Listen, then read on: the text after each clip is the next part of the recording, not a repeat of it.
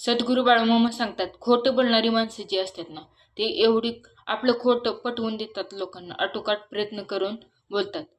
पण जो खरा माणूस असतो ना, त्याला त्याची वेळ जर खराब असेल तर आपण खरं बोलतोय हे सांगणं म्हणजे ते त्यांना सिद्ध करावं लागतं.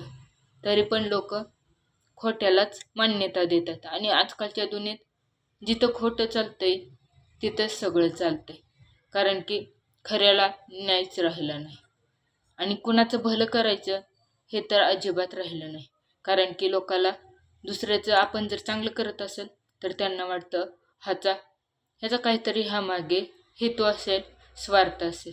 त्यामुळे खऱ्याची दुनिया राहिली नाही. सद्गुरू बाळूमामा सांगतात, आपण फक्त भक्तिमार्ग करत राहा, खऱ्याबरोबर सत्याबरोबर मी हमेशा राहील आणि खोट्याला